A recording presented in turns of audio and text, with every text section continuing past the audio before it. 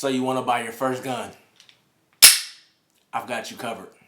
Said he got a plug on the merch, what we sending through. Lately I've been looking at them primes like they minuscule. Ooh, hold on, gotta see it through. I might hold a sword or the Drake, I got different views. We can't even go out on the walk, we got different shoes. Told you I was supposed to... This is part 1 in a video series all about buying your first gun.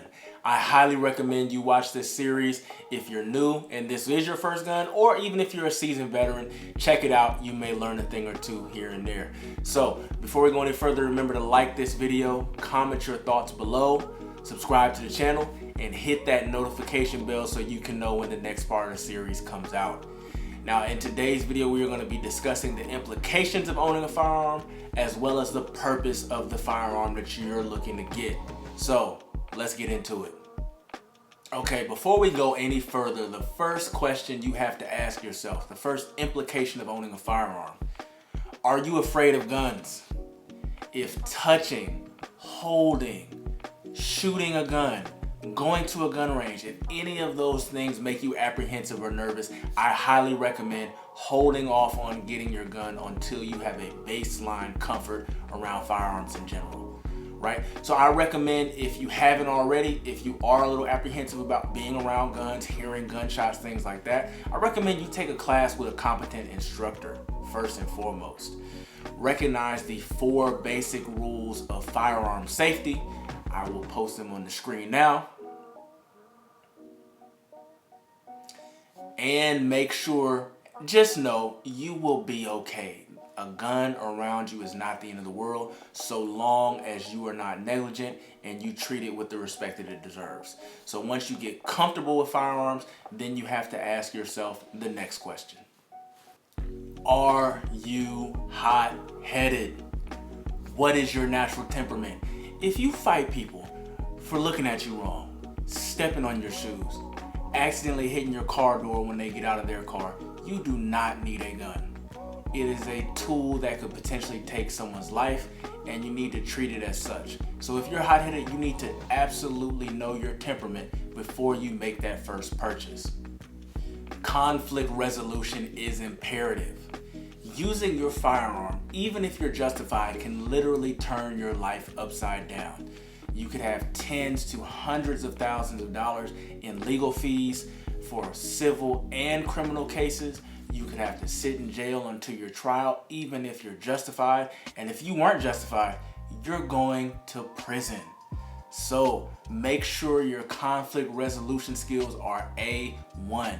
If you need to, in any situation, check your ego, check your pride, walk away. But ask yourself, like I mentioned before, are you hot-headed? Because if you are, you do not need to own a firearm.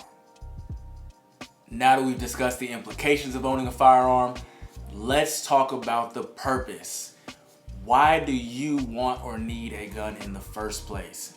Is it for concealed carrying, hunting, home defense, target shooting, competitions, or maybe you just supporting the Second Amendment in general? And shout out to you if you do. But ask yourself, what is the purpose of your firearm? That's going to determine which one you get. You would not go hunting with a Glock 19, just like you wouldn't conceal carry a Benelli M4. If you don't know what those are, a quick Google search will show you exactly why that's not a good idea. This is my first gun. You see it is clear. This is the Smith & Wesson M&P Shield. It is the original single stack version. I did do a couple upgrades, but this got the job done for my first gun. The purposes of my first gun was concealed carrying, and you can see this is great for concealed carrying. It is incredibly thin, and its secondary function was home defense. Now at the time, I was living in a college off-campus apartment, so there was no long distances in my living space that I'd have to take shots. So it wasn't necessary for me to necessarily have a full-size firearm. So this is my first gun. Now let's get into your potential first guns. Maybe you're looking for something small and lightweight, like a SIG P365 or a Springfield Hellcat. Maybe you're looking for a larger handgun for home defense, like a Glock 17, a H&K VP9, or a Smith & Wesson M&P full size.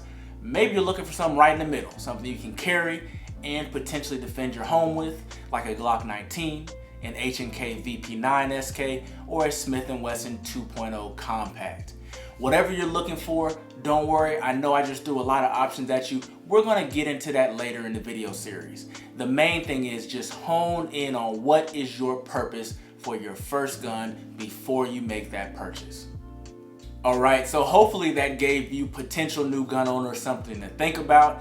The veterans, hopefully it gave you something to think about as well. But if you found the information in this video helpful, make sure you like the video, comment below, subscribe to the channel, and last but not least, hit that notification bell so you can know when we drop the next video of So You Want to Buy Your First Gun. Stay tuned to the series, and we'll see you next time.